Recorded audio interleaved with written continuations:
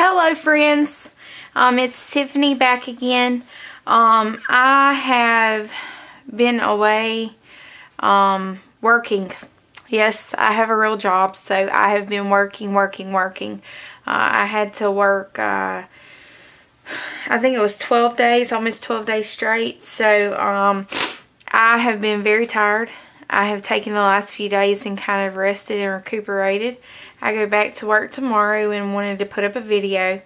And the video, it kind of came about because my desk is, all my workstations, Lord help me. I'm always having little bits of stuff all over my desk. And as hard as I try to keep my workstation clean, it is nearly impossible. I don't know. I just can't do it. So, I got really tired of all of the little pieces from, you know, collage work and little bits of stuff that, you know, paper towels, whatever it was, that I was using. Well, I created this box, which I think I've showed you, this box before. It's an old shoe box, and I just put little papers in there. And so I got that. Typically I do not use journals that are manufactured like this. I usually use handmade journals, hand-bound journals, things like that. And guys, I am trying a new camera angle today, so hopefully you can see this well. But when I get a new journal, I struggle with, I'm sure it has a name for it, but I'm just going to say the white page fear. And it's really only with the very first page. Once I have the first page done, I'm good to go.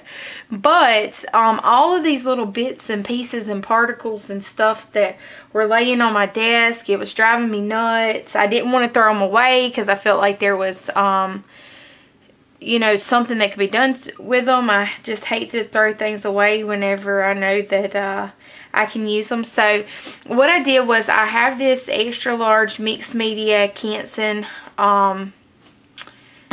journal here, and I actually got this, I believe, at Michael's, and it was like, must have been pretty cheap because I bought it. So there's a fly in my studio and it's driving me nuts.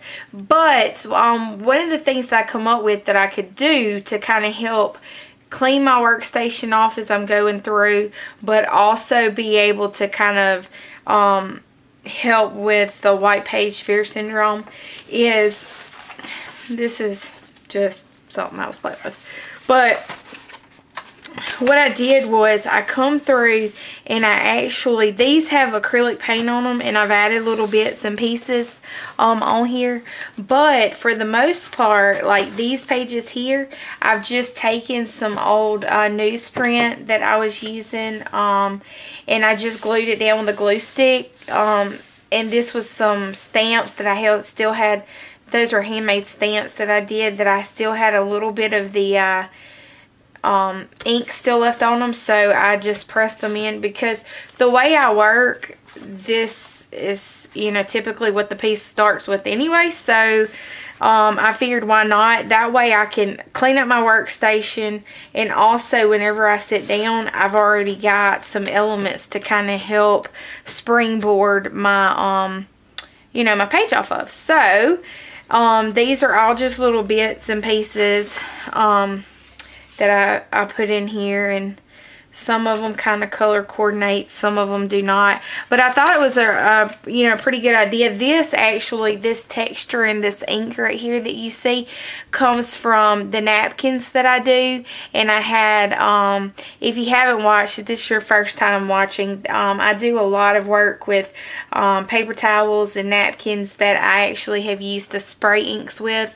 Well, when I do that, a lot of times I'll have spray left in the paper towel, and so I just put it in between the book and then squish it together, and it gives you all of this cool texturized looking stuff. So that's some deli paper that I had. That's a coffee filter that I did some jelly printing on, and I really like the way the coffee filter works. If you haven't tried that, I use a Keurig coffee maker, but at work we went together and bought a Keurig coffee maker, but we had all of these coffee filters. Well, of course, what's a girl gonna do? You cannot throw the coffee filters away. You have to take them. That's my problem. That's why my studio is overflowing with stuff, because I'm like, I can do something with it.